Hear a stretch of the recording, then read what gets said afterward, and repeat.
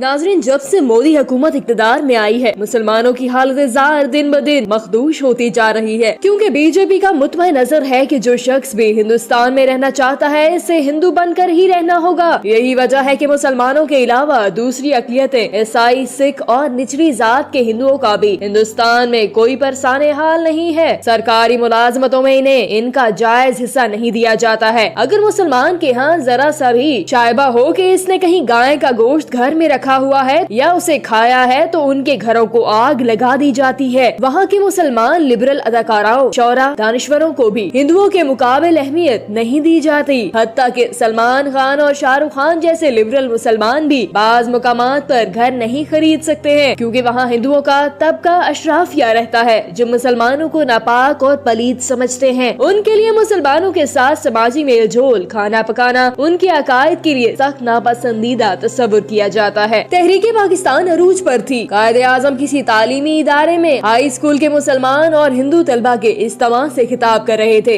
एक हिंदू तालिब इल्म ने कायदे आजम से सवाल किया कि वो क्यों हिंदुस्तान की तकसीम चाहते हैं, जहाँ हिंदू और मुसलमान सदियों से एक दूसरे के साथ आराम से रह रहे हैं। हम एक तरह के इंसान हैं। कायद ये सवाल सुनकर खामोश हो गए। हिंदू तलबा इस पर चहमक गोइयां करने लगे कि कायद के पास इस सवाल का कोई ठोस जवाब नहीं है। कायद ने एक गिलास पानी का मंगवाया और आधा गिलास पानी का खुद पी लिया और इस हिंदू तालिब इल्म को स्टेज पर बुलाया और उसे कहा कि वो ये पानी पी ले, मगर इस हिंदू तालिब इल्म ने इनकार कर दिया। इस पर कायदे आजम ने एक मुसलमान तालिब इल्म को बुलाया और उसे कहा कि वो पानी पिए। उसने बिला चूचरा पानी पी लिया। इस पर कायदे आजम ने हिंदू तलबा को मुखातिब करके कहा कि उम्मीद है कि आपको जवाब मिल चुका होगा कि हम क्यों आपसे अलग होना चाहते हैं। जब आप मुसलमानों को अपने जैसा इंसान नहीं समझोगे तो कैसे हिंदुस्तान में रहने वाले कहें कि एक ही कौम है। कायदे आजम के मुताबिक मैंने मुसलमानों के लिए उसी वक्त अलग वतन का फैसला कर लिया जब रेलवे स्टेशनों पर मैं हिंदू पानी और मुसलमान पानी की आवाजें सुनता था। अजीम हरियत पसंदी लखारी जनाब वारिस मीर ने 80 की दहाई में हिंदुस्तान के दौरे के तासुरात लिखे। आज के दौर में इनकी ये तहरीर हिंदुओं के असल चेहरे को बेनकाब करने में एक संगे मेल की हैसियत रखती है। 1947 में हिंदुस्तान की तकसीम के बाद हिंदू लीडरों ने अक़लियतों की हमदर्दियां हासिल करने के लिए नारा लगाया था कि भारत का कोई मजहब नहीं होगा, ये एक सेकुलर स्टेट होगी। मगर भारत के मुसलमानों पर अरसा हयात तंग कर दिया गया। इन्हें तालीम, कारोबार, इबादत, गैर जिंदगी के हर शोबे में मजहबी तासुब का शिकार बनाया जा रहा है। तालीम के शोबे में भी मुसलमानों के लिए रुकावटें खड़ी कर दी गई हैं। मुसलमानों के लिए 5% कोटा तालीम में मुख्तस किया गया था। मोदी हुकूमत ने वो कोटा खत्म कर दिया। मुसलमानों की मसाजिद, मदारिस पर हमले और इन्हें जबरदस्ती हिंदू बनाने की मुहिम भी जोरों शोर से जारी है। भारत में मुसलमान कुल आबादी का 14.2% है। सरकारी अदादोशुमार के मुताबिक करीब 19 करोड़ मुसलमान हिंदुस्तान में मौजूद हैं, जबकि हकीकत में तादाद 25 करोड़ से भी ज्यादा है। अफसोस, सबसे बड़ी अक़लियत होने के बावजूद तालीमी, समाजी, सियासी और माशी लिहाज से दलतों से भी बदतर है। मुसलमानों की पसमानदगी की बड़ी वजह भारतीय हुकूमतों समेत दीगर सरकारी इदारों का वो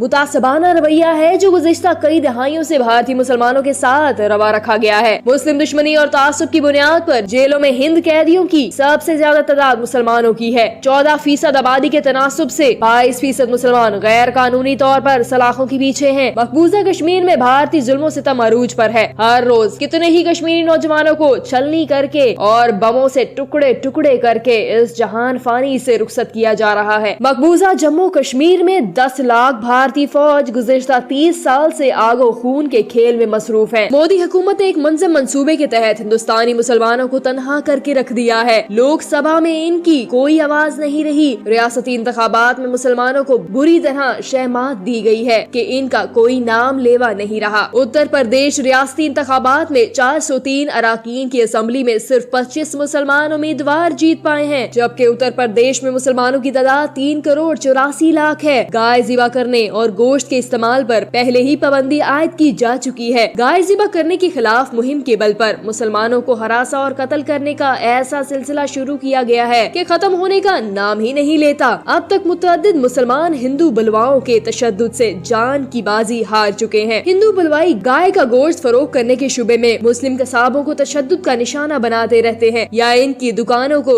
नजर आतिश कर देते हैं। डिस्ट्रिक्ट दारदी के गाँव बसारा में ये अफवाहें फैल गई हैं कि मोहम्मद इखलाक ने अपने घर में न सिर्फ गाय का गोश्त जखीरा कर रखा है, बल्कि इनका खानदान गोश्त को इस्तेमाल भी कर रहा है। इनके घर पर एक हजूम ने हमला कर दिया और तशद्दुद करके खानदान के सरबरा 50 साला मोहम्मद इखलाक को हलाक जबकि उनके बेटे को शदीद जख्मी कर दिया। हलाक होने वाले शख्स की 14 साला बेटी ने इन तमाम इल्जामात की तरदीद करते हुए कहा है कि इनके फ्रिज में गाय का गोश्त नहीं बल्कि बकरे का गोश्त था। नरेंद्र मोदी जब गुजरात के वजीर आला थे, इनके दौरे हुकूमत में खूनी फसादात में 1000 से ज्यादा अफराद लुकमा अजल बने, जिनमें ज्यादा तादाद मुसलमानों की थी। हिंदुस्तान में मुसलमानों और दूसरी अकलियतों में जो खौफ की फिजा है, इसका खुल्लम खुल्ला इजहार साबिक नायब सदर मुमलिकत हामिद अंसारी ने अपने अलविदाई पैगाम में कहा। मुसलमान इस मुल्क में खुद को महफूज महसूस नहीं करते। हामिद अंसारी के तहफुजात दूर करने की बजाय RSS और बीजेपी ने साबिक नायब सदर की मुजम्मत करना शुरू कर दी। मोदी हुकूमत का हर नया दिन मुसलमानों के लिए एक नया बाब खोल रहा है, लेकिन दुनिया भर में सबसे बड़ी जमहूरियत और सेकुलर मुल्क के तौर पर पहचाने जाने वाली भारत के खिलाफ ना तो अक़वाम मुत्तहिदा ख्वाब खरगोश से जागती है और न ही अमेरिका और यूरोपीय ममालिक को